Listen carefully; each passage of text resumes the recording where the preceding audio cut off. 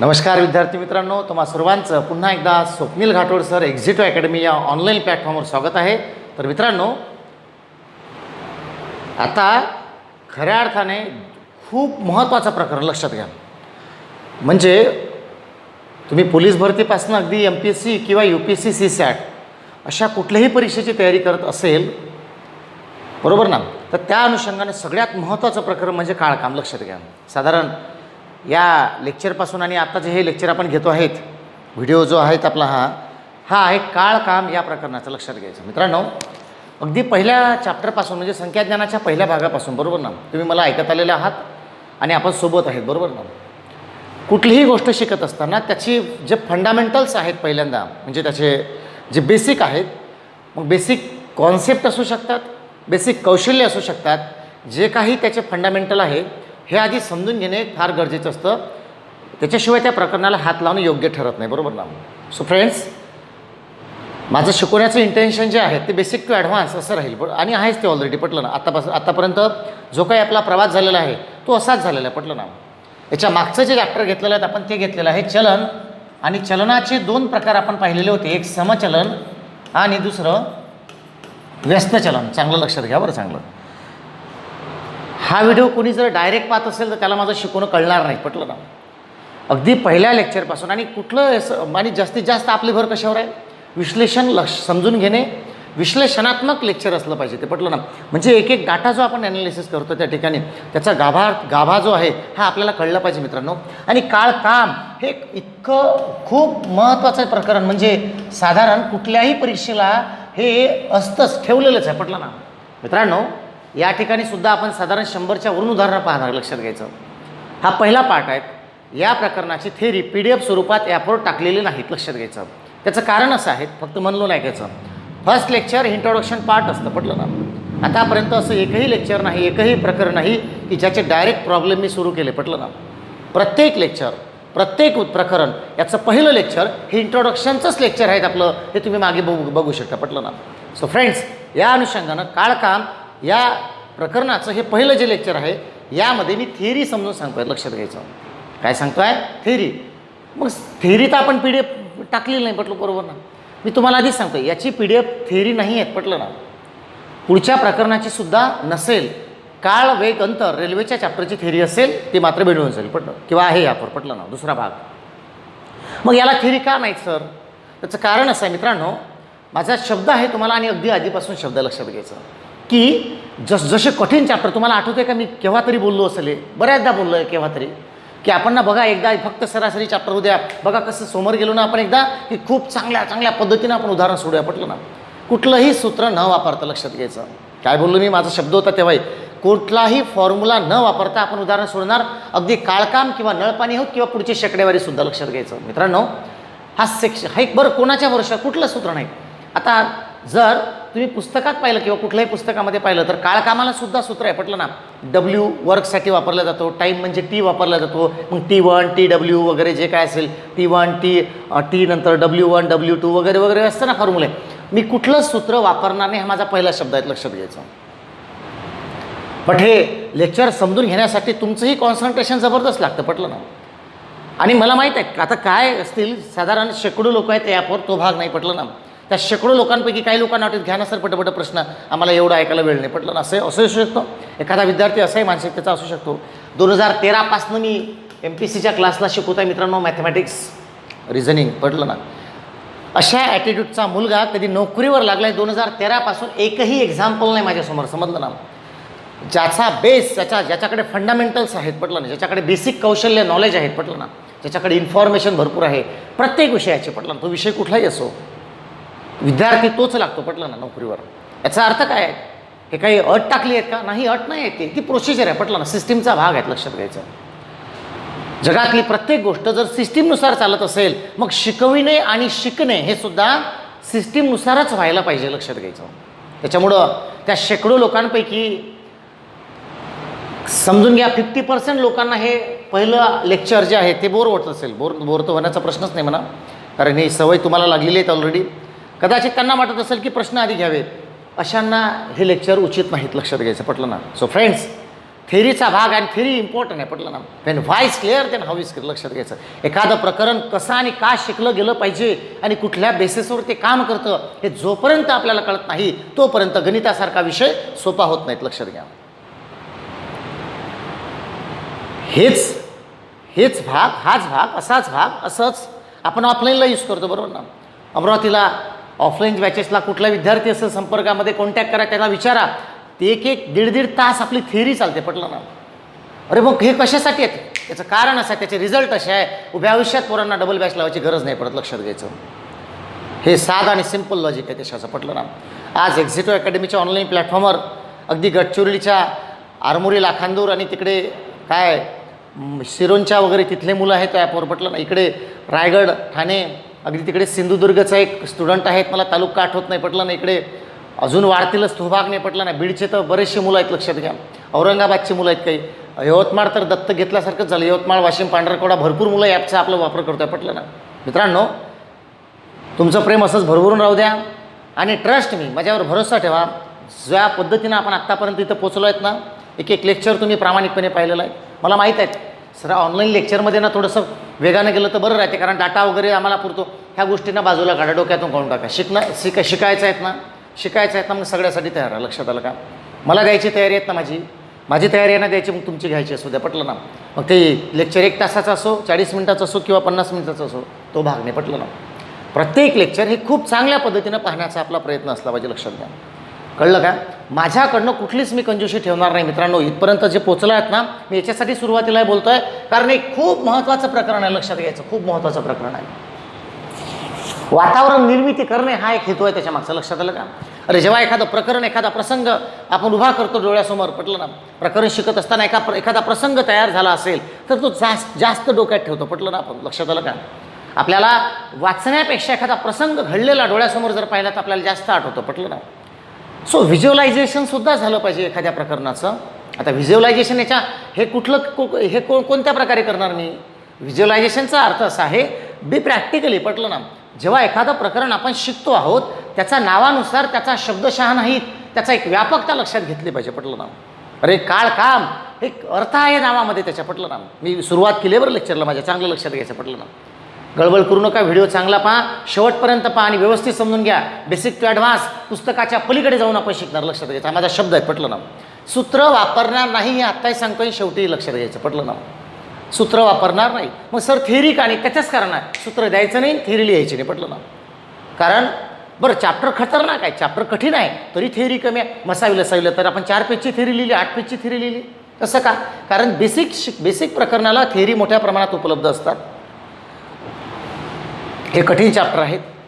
याला जे सप्लिमेंट लागतात ना ते ऑलरेडी भरपूर झालेलं आहे, चलन झालं आहेत आपलं. हेच त्याची थेरी आहेत, लक्षात घ्यायचं. खऱ्या अर्थानं काळ, काम आणि चलन असं एकत्र न घेता आपण चलनाला वेगळं टाकलेलं, लक्षात घ्यायचं. आपण 30 ते 35 जे काही उदाहरणं घेतली ना, हे चलन नावाचं प्रकरण जे सेपरेट घेतलं हे याच्या भरोश्यावर आहे. हे बेसिक आहे, त्याचं लक्षात घ्यायचं. हे बेसिक आहे मित्रांनो, आणि याच्या भरोश्यावर हे डिपेंड आहे काळकाम, नळपाणी, हौद आणि काळवेग अंतर, लक्षात आलं ना. सो एक पाठ व्यवस्थित समजून घ्यायचं. आणि माझं बोलल्याशिवाय भागत नाही, तुम्हाला खरं सांगतो, ठीक आहेत ना. असं मला डायरेक्ट शिकवता येत नाही, कदाचित ते तुम्ही मला ते काही समजा, पटलं ना. परंतु मला एक माहीत आहे, हे केल्यामुळं चांगलं घडतं, लक्षात आलं ना. अशा पद्धतीनं, कारण शिकविण्याची सुद्धा एक प्रोसिजर आहे, पटलं ना. शिकवण्याची सुद्धा प्रोसिजर आहे. As a teacher, as a अध्यापक, शिकविणे आणि शिकवणे याच्यामधलं जे संतुलन आहेत ना त्याच्यामुळे साधलं जातं, लक्षात घ्या. असं आलं धाडधाड, चला रे बाबा, हां चला काळकाम शिकायचं आहे, हा पहिला टाईप असं करायचं, चला दुसरा टाईप असं करायचं. काय मजा आहेत त्याच्यामध्ये, पटलं ना. काय आहे तरी काय त्याच्यामध्ये, काहीच नाहीत ना. सगळ्या महाराष्ट्रामध्ये तेच सुरू आहेत, लक्षात घ्या. आपल्याला त्याच्या पलीकडे जाऊन विचार करायचा आहे.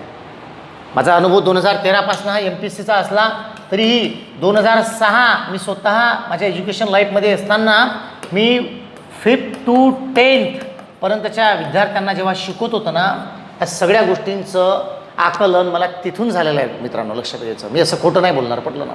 हे तिथून आहे, त्याच्यामुळं काय बोलणार तरी का, लबाड बोलायचा काय विषय, पटलं ना.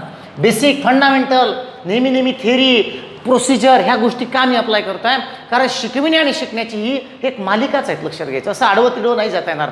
हा एक थोडा निसर्गाने दिलेली एक संधी होती मला, त्याच्यामुळं हे शिकवायला भेटलं 5वी ते 10वीला, आणि त्याच्यामुळंच हा एक अनुभव पाठीशी असल्यामुळं बोलतो आहे की आपल्या MPSCला सुद्धा आपल्याला आडवं तिडवं नाही जाता येत, अगदी प्रोसिजरनंच गेलं पाहिजे, लक्षात घ्यायचं. So simple. Okay. So friends, आपण सुरू करूया. काळ काम जास्त वेळ न घेता. पटलं ना? इंट्रोडक्शन आवश्यक आहे, लेक्चर चांगलं ऐकायचं. पटलं ना? कारण हा व्हिडिओ तुमच्यासाठी जेव्हा सेपरेट बनवतो ना मी, सेपरेट, तेव्हा माझ्या पुढे कोणीच नाहीत, लक्षात घ्यायचं. फक्त आणि फक्त तुमच्यासाठी बनवत आहेत, तुम्ही पाहत आहेत, लक्षात आलं ना? सो शिकायचं आहे आपल्याला, लक्षात घ्यायचं आहे. एक नोकरी फक्त आपल्याला घ्यायची आहे. ती एका मार्कानेही जाऊ शकते आणि एका मार्काने मिळूसुद्धा शकते, लक्षात आलं ना? मग तो एक मार्क कुठल्याही प्रकरणातला असू शकतो. तो संख्या ज्ञानाचा असू शकतो, तो शेकडेवारीचा असू शकतो, किंवा तो नफा तोटाचा असू शकतो, किंवा तो भूमितीचा असू शकतो, किंवा महाराष्ट्राचा क्षेत्रफळाचा असू शकतो, किंवा इतिहासाचा असू शकतो, किंवा सायन्सचा असू शकतो, किंवा राज्यशास्त्राचा असू शकतो. एक मार्क्स तो कुठलाही असू शकतो, ज्याच्यामुळे एक नोकरी लागू शकते आणि ज्याच्यामुळे नोकरी जाऊ पण शकते. लक्षात आलं का? माहीत आहे का आपल्याला? माहीत नाही, लक्षात घ्यायचं. सो मित्रांनो, यासाठीच आपल्याला खऱ्या अर्थानं प्रयत्न करायचा आहे आणि आपल्याला प्रत्येक प्रकरण जसं आत्तापर्यंत चांगलं घेतलं असं जायचं आहे. चला तर पुढे जाऊयात आपण काळ कामाकडे, लक्षात घ्यायचं. सो फ्रेंड्स, काळ काम म्हटलं की यामध्ये मजूर आलेच, बरोबर ना? काम करणारे मजूर आलेच, काम पण आलं, लक्षात घ्यायचं. काम पण आलं, बरोबर ना? मजूर आले, काम पण आलं, कधी कधी तास पण आले काम करायचे, लक्षात घ्यायचं. आणि ते काम करायला दिवस पण लागतात, बरोबर ना? म्हणजे काळ म्हणजे वेळ, काळ म्हणजे वेळ, याची त्यांनी 2 निकष या ठिकाणी मांडलेले आहेत. एक काळ म्हणजे साधारण काळ हा तासामध्ये सुद्धा आणि दिवसामध्ये सुद्धा, हे उदाहरणावर डिपेंड करतं कसं असेल. मला बेसिक सांगितल्याशिवाय माझं पोट भरत नाही, तुम्हाला खरं सांगतो. आणि सूत्र मला वापरायचे नाही, तुम्हालाही वापरू द्यायचे नाही, लक्षात घ्यायचं. बिलीव्ह मी, इझी जाणार, सगळी इझी जाणार, असं जाणार. पटलं ना? अरे एकात खतरनाकमधले खतरनाक प्रॉब्लेम आपण सोडवणार विदाऊट फॉर्म्युला. पटलं ना? मग सर जादू की छडी आहे का तुमच्याकडे? आम्हाला द्या ना. जर एक्झिटिव्ह अकॅडमी आणि माझ्यामुळे जर मुलांना नोकऱ्या लागल्या असत्या ना, तर आयुष्यातले 6 महिने महाराष्ट्रातला प्रत्येक विद्यार्थी इथं अमरावतीला येऊन राहिला असता माझ्याजवळ. पटलं ना? कुठल्याच क्लासेसमुळं नोकरी लागत नाही, माझं मी स्वतः बोलतोय तुम्हाला. नोकरी लागते ते तुमच्यावर शहर शिकविण्याचं काम माझं आहे, अभ्यास करण्याचं काम तुमचं. लक्षात आलं का? माझ्या बोलण्यामुळे जर कोणाच्या आयुष्यात परिवर्तन झालं असेल, लक्षात आलं का, तर हे शक्य नाही. पटलं ना? कारण वैयक्तिक लेवलला मला ते कळलं पाहिजे, तुमच्या बाजूला हे विचारात घ्या तुम्ही. लक्षात आलं ना? माझं काम आहे, मी करतोय, ते मला माहीत आहे. पटलं ना? परंतु तुमचंही काम आहे, लक्षात घ्या. टाळी एका हाताने वाजत नाही. पटलं ना? तुमचाही सपोर्ट लागेल, तुम्ही त्याच ॲटिट्यूडनं पाहिजे. तुमचंही प्रोग्रेस, तुमची वर्क, तुमचं जे काही आहेत, लक्षात आलं ना, हे सगळं इंटेन्शनली प्रॉपर पाहिजे. लक्षात आलं का? तेव्हा कुठंतरी अभ्यास घडतो. प्रॅक्टिस भरपूर होते आणि एक दिवस आपण नक्कीच नोकरीकडे जातो. लक्षात घ्या. आणि एक यश भेटलं की आयुष्य आपलं सुंदर आणि अमेझिंग होऊन जातं. लक्षात घ्यायचं.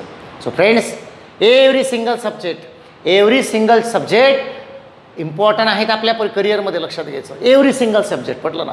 आणि त्या सिंगल सब्जेक्टमधलं सिंगल चॅप्टर लक्षात घ्यायचं आहे. आणि त्या सिंगल चॅप्टरमधलं सिंगल क्वेश्चन हा सुद्धा महत्त्वाचा आहे. काय बोललो मी? लक्षात आलं का मित्रांनो? स्पर्धा परीक्षेची तयारी करत असताना every single subject, every single chapter आणि एव्हरी सिंगल क्वेश्चन, हा ॲटिट्यूड जर असेल तर सिलेबस चांगला समजतो आणि अभ्याससुद्धा सुंदर होतो. लक्षात आलं? चला तर पुढे जाऊयात. काळ कामाची संकल्पना आहेत बघा, काय म्हटलं आहे. आता सिंपल आहे. काळ काम म्हटलं, काळ काम ही एक भागाची संकल्पना आहे. लक्षात घ्यायचं. कशाची संकल्पना आहे? भागाची संकल्पना आहे. भागाची संकल्पना. मग तुम्हालाही वाटत असेल आज, सर तुम्ही तर उदाहरणं घेणार आहे, आम्हाला थिअरी नाही, थिअरी लिहून दिली. त्याचं कारण असं आहे, ज्या प्रकरणाला थिअरी तयार करता येऊ शकते त्याची मी लिहून दिलेली आहे. याला असं फार लिहून देण्यासारखी गरज नाही. पटलं ना? प्रकरण कठीण आहे, पण ते शिकवताच त्याचं सगळं ॲनालिसिस आपल्याला पाहायचं आहे. तरीसुद्धा एक बेसिक फंडामेंटल म्हणून या प्रकरणाच्या सुरुवातीला मी प्रास्ताविक जे करतो आहे याच्यामध्ये बऱ्याचशा निकष आणि पैलू जे आहे त्या प्रकरणाचे ते क्लिअर होऊन जाईल. लक्षात घ्यायचं. भागाची संकल्पना. आता का बरं इथं नाहीत? अरे भागाची संकल्पना कुठे घेतलं आपण? अपूर्णांक या चॅप्टरमध्ये शिकलेलो आहोत ना. म्हणजे पूर्णांक नावाची डेफिनेशन त्याची क्लिअर असेल, अपूर्णांक नावाची डेफिनेशन क्लिअर असेल, त्याला भागाची संकल्पना कळेल आणि त्यालाच हेच वापरायचं आहे. तुम्हाला काय बोललो मी? तेव्हा पण बोललो होतो, फक्त व्यवहार्य पूर्णांक चांगलं करा. आपण काळ कामाची उदाहरणं अशी सोडवणार. पटलं ना? ते आज तुम्हाला जाणवेल. लक्षात घ्यायचं. मी विनाकारण नाही बोलत. मी फार असं लक्षात ठेवण्यापेक्षा ना गणिताची नस एकमेकांशी बांधतोय. लक्षात घ्यायचं.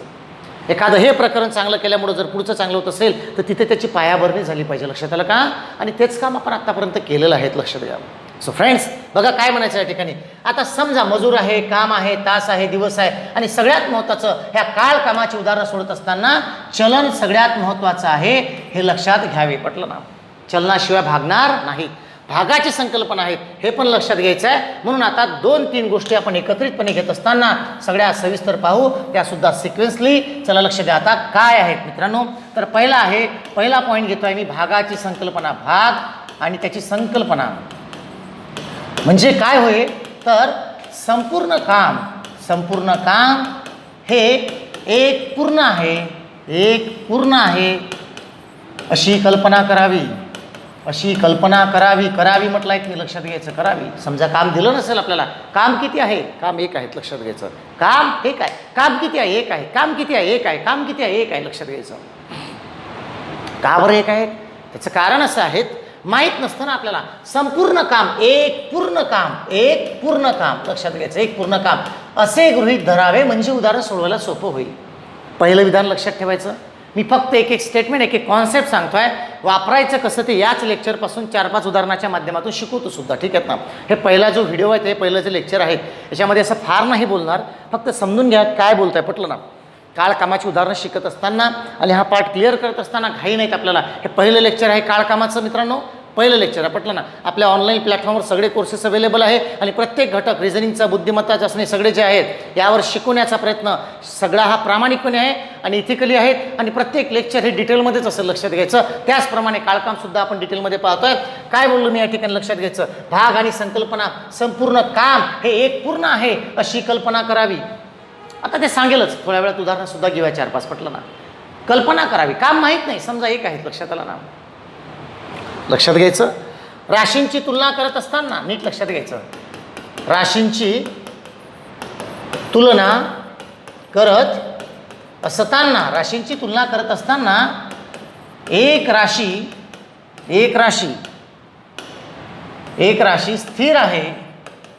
स्थिर आहे अशी कल्पना करून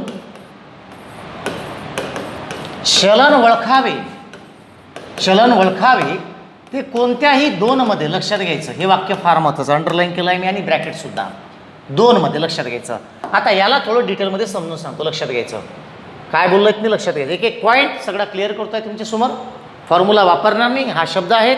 अगदी साध्या मेथडनं काळकामाचे चॅप्टर समजून घेतो, लक्षात घ्या. काय बोललं? भाग, संकल्पना, संपूर्ण काम हे एक पूर्ण आहे अशी कल्पना करावी. हे पहिलं विधान लक्षात घ्या. दुसरं आहे, राशींची तुलना करत असताना, नीट लक्षात घ्यायचं. राशींची तुलना करत असताना एक राशी स्थिर आहे अशी कल्पना करून चलन ओळखावे. काय ओळखावे? चलन. Let me explain. समजा माणसं किंवा मजूर म्हणू आपण, मजूर आहेत.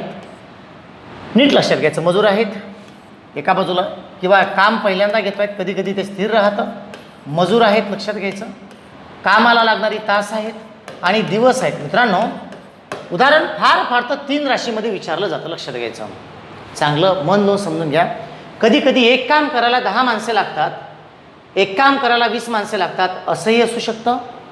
कधी कधी एक काम करायला 4 दिवस लागले, तेच काम करायला 15 दिवस लागले. याचा अर्थ काम आणि दिवस याच्यामध्ये मजुरांची संख्या कुठेतरी दिली नसेल.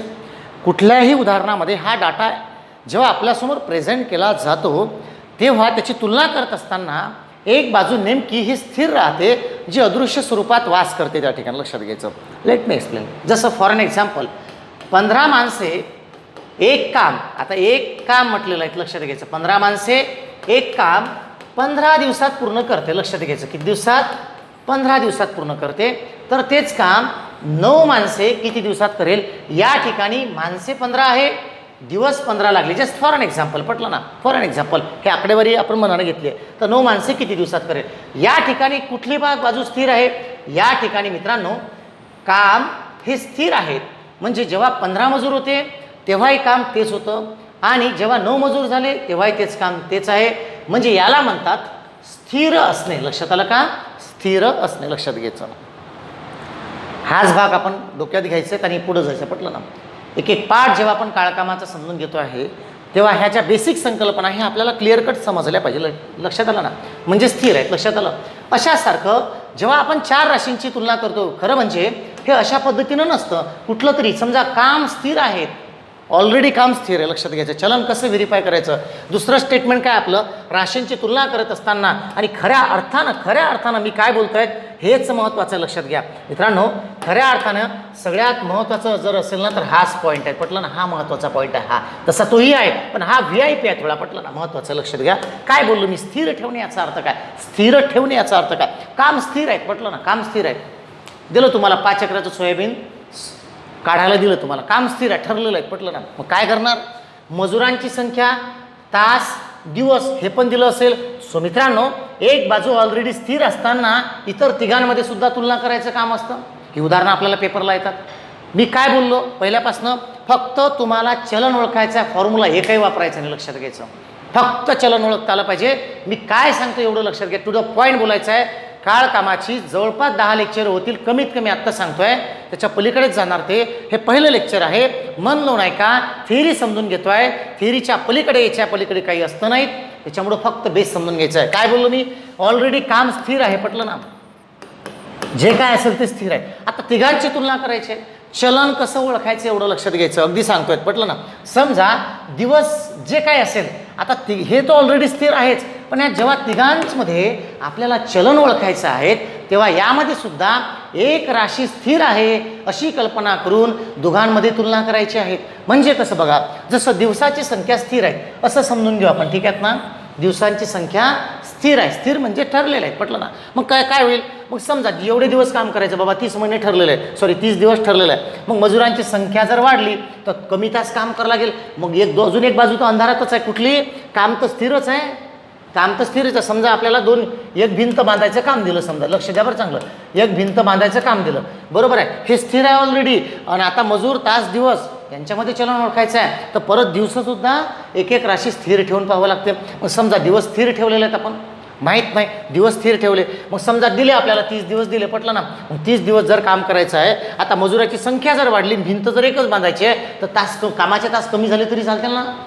कारण माणसांची संख्या जर वाढली काम करणाऱ्यांची, 30 दिवसात काम करायचं म्हटलं तर समजा दिवस म्हणजे मजुराची संख्या वाढली तर तास कमी झाले तरी चालते. समजा 5 तास केले तर, आणि मजुरांची संख्या जर कमी झाली तर जास्त तास काम करावं लागेल, म्हणजे ठरलेल्या दिवसात ठरलेलं काम पूर्ण होईल. म्हणजे मित्रांनो यामध्ये कुठलं चलन आलं, व्यस्त चलन आलं. मी काय बोललो तुम्हाला, काळ कामाची उदाहरणं सोडत असताना चलन नावाची संकल्पना समजणं गरजेचे आहे, जी या ठिकाणी महत्त्वाची भूमिका बजावते, लक्षात घ्यायचं.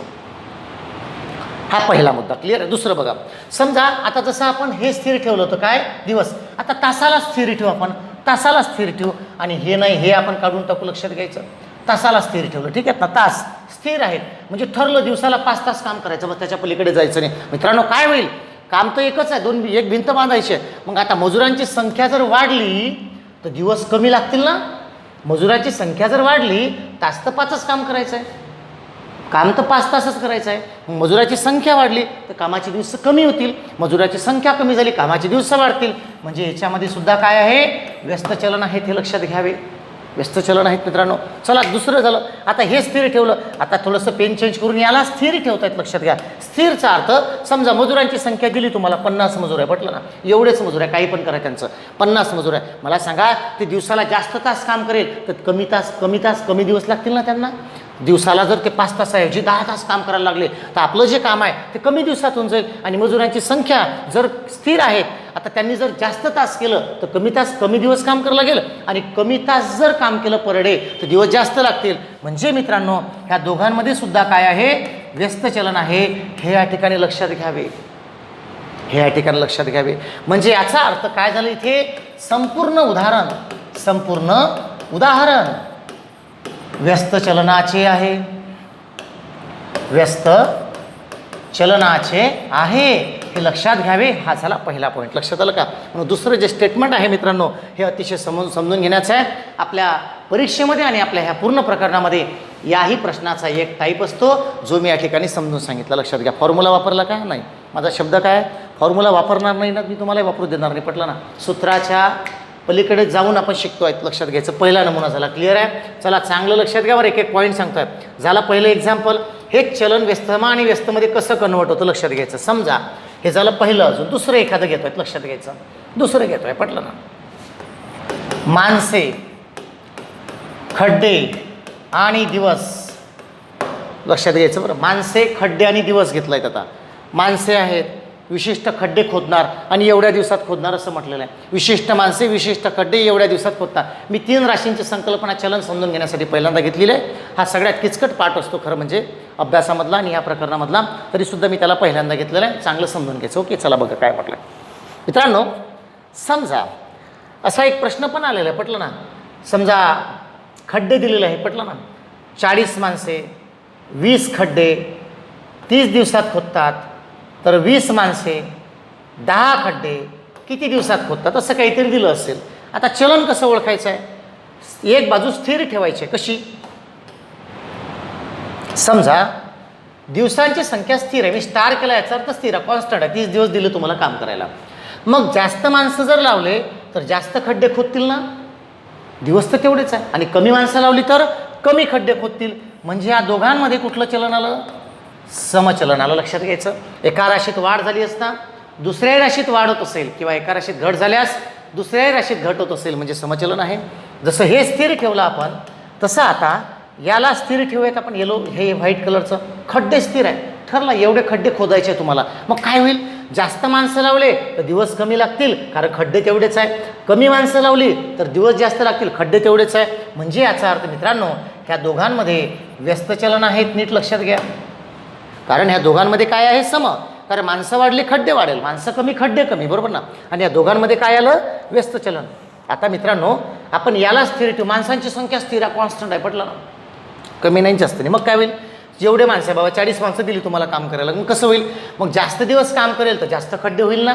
कारण का? माणसं तर तेवढीच आहे. माणसं जर कॉन्स्टंट आहे याचा अर्थ ते जास्त दिवस काम करेल तर त्यांच्या हातून जास्त काम घडेल, कमी दिवस काम करेल तर कमी काम घडेल. सो मित्रांनो, याचंही याच्याशी काय आहे? समचलन आहे.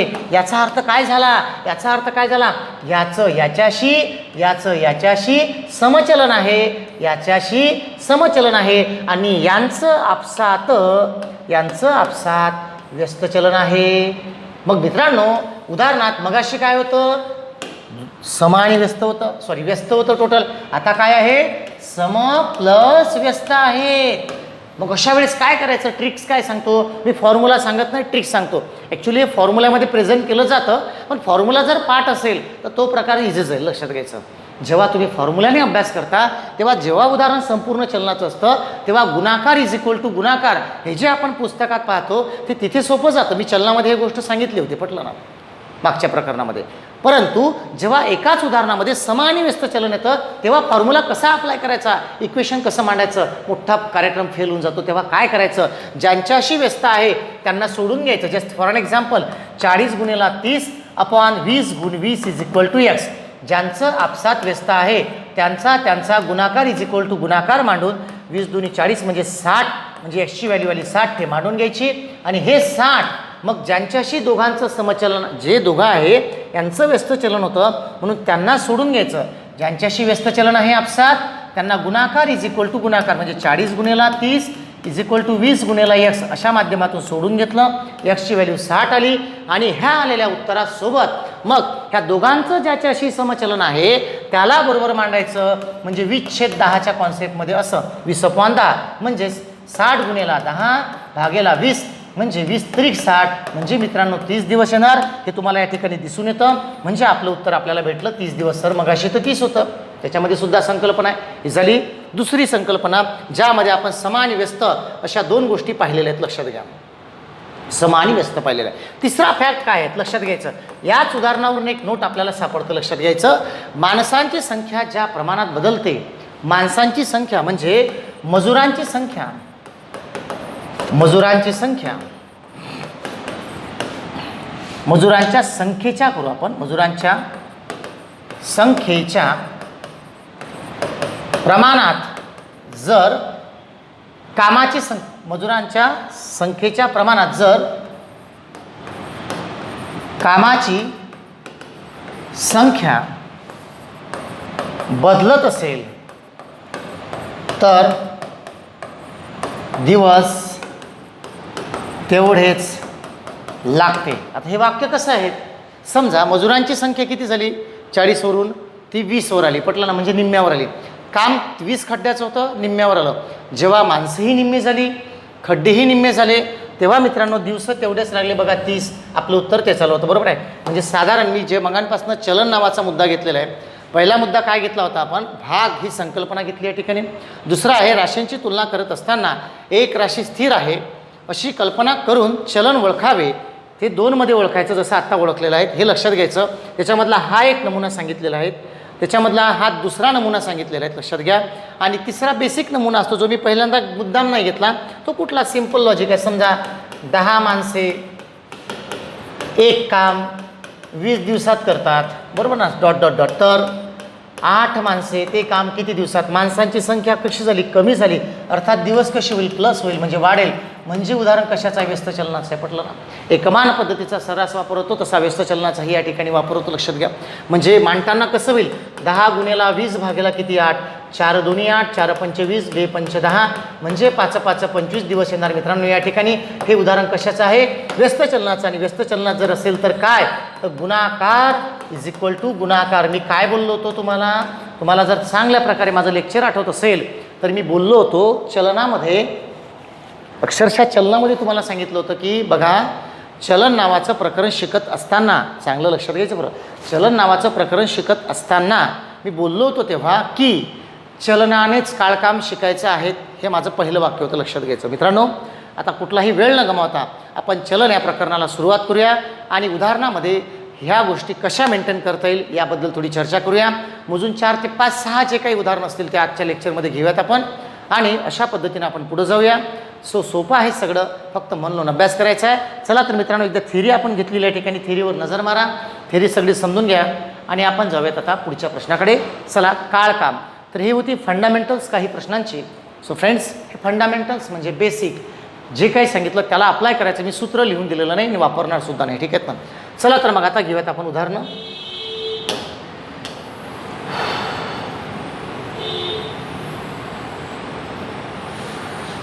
जस्ट मिनिट, क्वेश्चन आणतोय मी.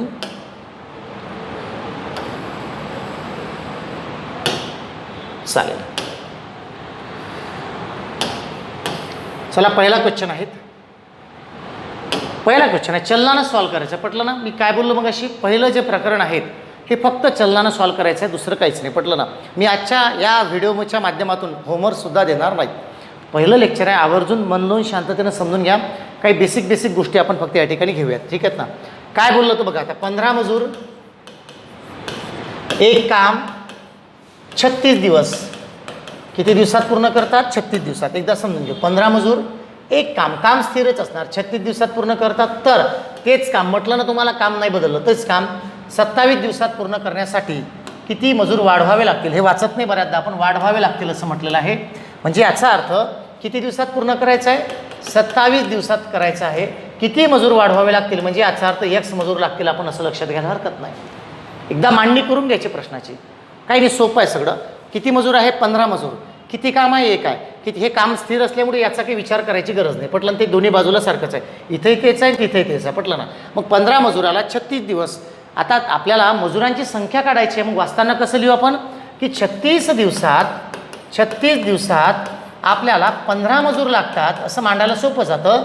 तर 27 दिवसात किती मजूर, म्हणजे याचा अर्थ बऱ्याचदा घाईघाईत आपण तिरपा गुणाकार करून टाकतो. पहिले वाचून घ्या, दिवस किती होते 36, मजूर किती होते 15. आता दिवस कसे झाले, कमी झाले. मजूर वाढतील की कमी होतील, कमी होतील की वाढतील, वाढणार.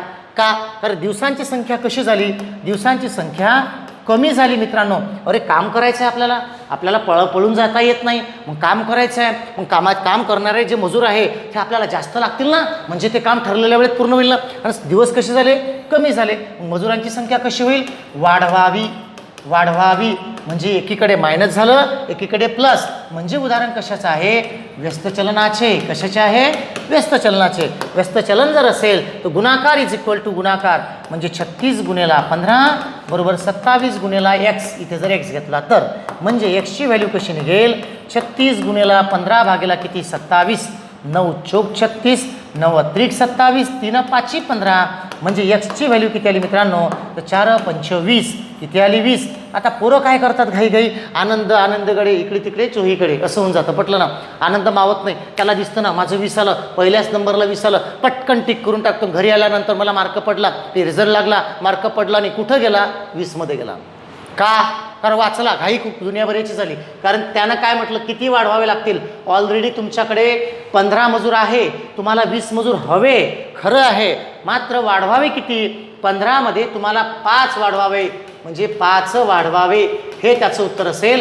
20 टोटल झालं, आपल्याला 5ची गरज आहे, म्हणून मित्रांनो याचं उत्तर आहे बी नंबर, जे अशा पद्धतीने आपल्याला सोडवता येईल. एकदा प्रश्न चेक करून घ्या, मी बाजूला होतोय.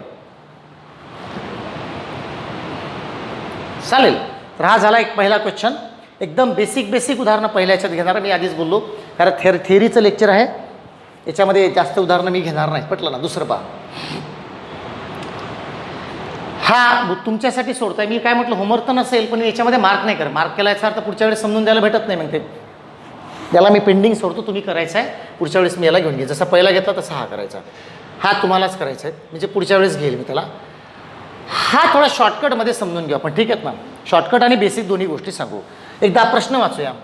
4 नंबरचा क्वेश्चन आहे बघा. कुशाबा एक काम 9 दिवसात पूर्ण करतो. पहिला झाला कुशाबा, पण हरबाला तेवढेच काम करण्यासाठी दुप्पट दिवस लागतात. आता सिंपल आहे, कुशाबाला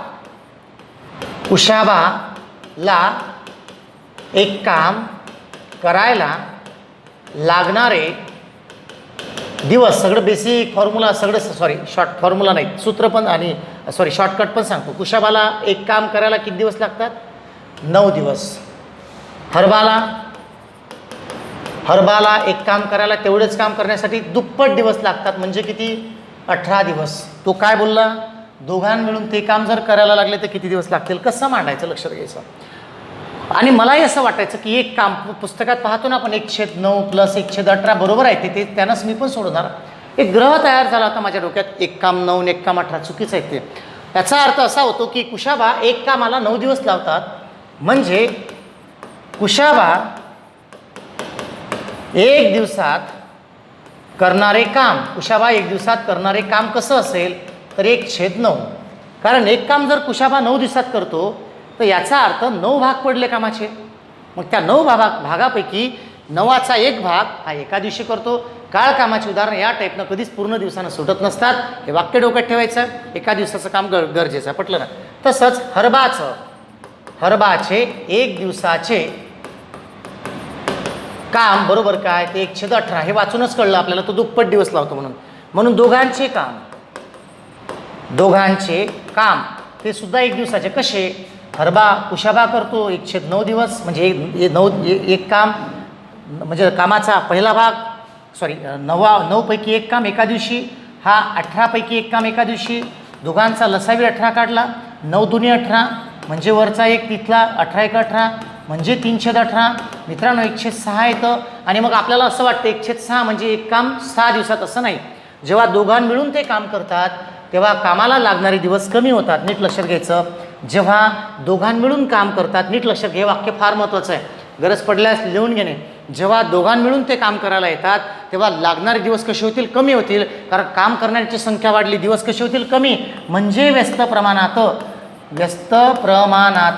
म्हणजे 1/6ची व्यस्त 6 दिवस, म्हणजे दोघांना किती दिवस लागतील मित्रांनो, 6 दिवस. हे त्याचं उत्तर आहे, जे आपण काढलेलं आहे 4थ्या नंबरच्या प्रश्नाचं उत्तर. याचं शॉर्टकट्स काय असतील लक्षात घ्यायचं. कसं मांडणार मी त्याला, एकदम सिंपल, लक्षात घ्या बरं. शॉर्टकट कसा असतील फक्त चांगलं लक्षात घ्या. ही मांडणी आहेत, शॉर्टकट म्हटल्यापेक्षा ही मांडणी आहे. कोण आहे पहिला, कुशाबा. चला लक्ष द्या चांगलं, मी थोडं बारीक करतोय याला, म्हणजे दिसलं पाहिजे म्हणून. चला लक्ष द्या, काय बोललाय तो बघा, इथं घेतोय. कुशाबा पहिला कोण आहे, कुशाबाचं काम 9. फक्त लक्षात घ्यायचं, कुशाबा एक काम 9 दिवसात करतो. हरबा त्याच्यापेक्षा डबल दिवस लावतो, म्हणजे 18 दिवस लागतो. दोघांचा लसावी 18 घ्यायचा. हे याचं वाचन कसं करायचं मित्रांनो, हा 9 दिवसात एक काम करतो आणि हा 18 दिवसात काम करतो. मग काम किती आहे माहीत नाही, मग दोघांचा लसावी म्हणजे 18, असं समजू की 18 काम आहेत. लक्षात गेलं का, 18 काम आहेत. मग 18 काम करायला याला तर 9 दिवस लागतात पूर्ण. मग एका दिवशी 18 काम पूर्ण करायला एका दिवशी त्याला 9 दुनी 18 म्हणजे 2 काम एका दिवशी करावं लागेल, म्हणजे 2 18 काम होईल. याला 18 दिवस लागतात म्हणजे एका दिवशी एकच काम होणार. जेव्हा दोघांमिळून काम विचारलं तेव्हा दोघांची ॲडिशन करायची म्हणजे ती येते 3. हे कधी लक्षात घ्यायचा, IMP शॉर्टकट आहे, पटलं ना. याने सगळं सोडवणार आपण. हा 2 दिवस लावतो, हा 1 दिवस, दोघां मिळून लागतात 3 दिवस. अर्थातच काम किती आहे, 18 काम आहे, दोघां मिळून करायचं आहे म्हणजे त्या 3 त्याला भागायचं म्हणजे 3 × 18. म्हणून मित्रांनो या ठिकाणी किती दिवस लागले, 6 दिवस. हेच तुमच्या प्रश्नाचं उत्तर असेल जे आपण अशा पद्धतीनं काढलेलं आहे. आपण पुढे जाऊ आणि पुढचा प्रश्न समजून घेऊ. लक्षात घ्या. चला बघा काय म्हटलेलं अ आणि ब म्हटलेलं आहे. मी मुद्दाम या ठिकाणी जे बेसिक प्रश्न आहेत तेच घेतो आहे, पटलं ना. शॉर्टकट्सवाले म्हटल्यापेक्षा बेसिकवाले. हा प्रश्न मी टाळतो. आजच्या लेक्चरमध्ये 2-4च उदाहरणं घेणार पुढचे. मी फक्त बेसिकवाले, फक्त मांडणी कशी करायची एवढं समजून सांगणार. ठीक आहेत ना. मांडणी कशी करायची त्याच्या पलीकडे मी काहीच समजून सांगणार नाही, कारण आजचं लेक्चर हे थेरीचं आहे. पुढं आपण हे सगळे घेणार आहेत पुढच्या ह्याच्यात, काही टेन्शन नका घेऊ, पटलं ना. चला तिघांचं काम दिलेलं आहे, याला पण समजून घेऊ आपण. काय म्हटलं, फंडामेंटल बघा. एक काम 10 दिवसात पूर्ण करतो, ब तेच काम 12 दिवसात पूर्ण करतो, क तेच काम 15 दिवसात करतो. तिघे मिळून विचारलेलं आहे. आता तिघांचं काम एकत्रितपणे काढायचं आहे. पहिले आपण काम मांडू. अचे काम कसे आहे, 1/10. आता डायरेक्ट मांडायचं. मगाशी मी दाखवलं तुम्हाला, आता डायरेक्ट. याचा अर्थ 10 दिवस जर त्याला पूर्ण कामाला लागते तर 10 पैकी 1 काम तो पहिल्या दिवशी करतो. दुसरं बचे काम ते आहे 1/12. कचे काम ते आहे 1/15.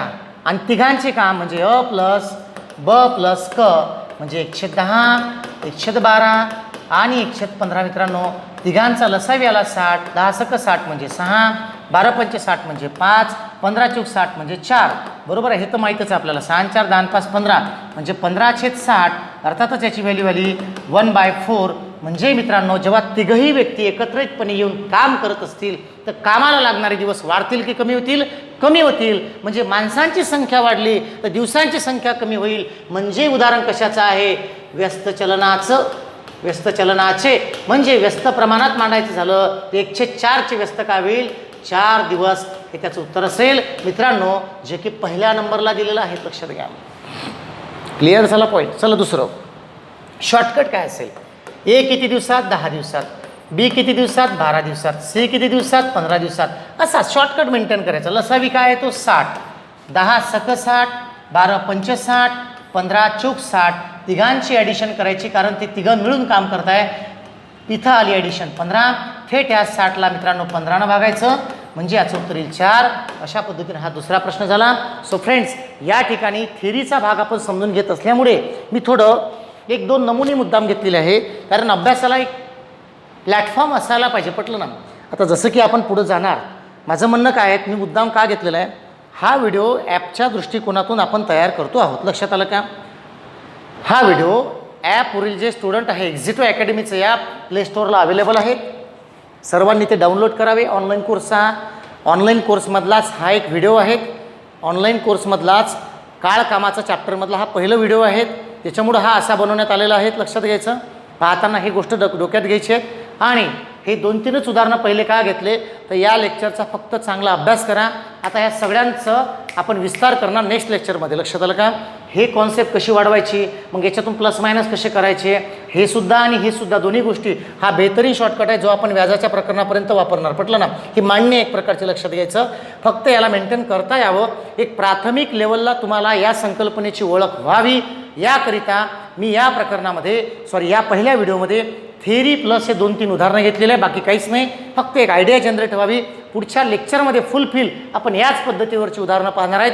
सो मित्रांनो हे होतं काळ कामाचं पहिलं लेक्चर, पहिला व्हिडिओ. ऑनलाईन प्लॅटफॉर्मवर एक्झिटो अकॅडमीच्या हा अंकगणित, बीजगणित, भूमिती आणि रिझनिंगसुद्धा, बुद्धिमत्ता चाचणीसुद्धा ऑनलाईन कोर्स अवेलेबल आहे. प्ले स्टोअरला जाऊन एक्झिटो अकॅडमी नावाचं ॲप डाउनलोड करावे आणि स्टोअरला भरपूर कोर्सेस आहे. मित्रांनो महाराष्ट्रातली सर्वात मोठा ऑनलाईन प्लॅटफॉर्म गणिताचा आहे.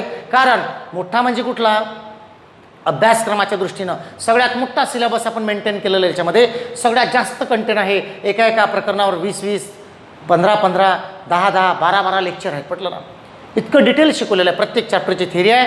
हा कोर्स तुम्हाला आवडला असेल तुमच्या मित्रांनासुद्धा सजेस्ट करा आणि येणाऱ्या परीक्षेसाठी आत्तापासून तयारीला लागा मित्रांनो. हे होतं काळकामाचं पहिलं लेक्चर. भेटूयात आपण काळकामाच्या दुसऱ्या लेक्चरमध्ये. हा थेरीचा पार्ट होता, चांगला अभ्यास करायचा. अभ्यास अभ्यास अभ्यास करा, कारण याच्याशिवाय दुसऱ्या लेक्चरमध्ये समजणार नाही. आणि आत्ता खऱ्या अर्थानं दुसऱ्या लेक्चरमध्ये आपण याची उदाहरणं कशी शिकावी याबद्दल चर्चा करूया. So friends, thank you. भेटूयात आपण पुढच्या व्हिडिओमध्ये. धन्यवाद.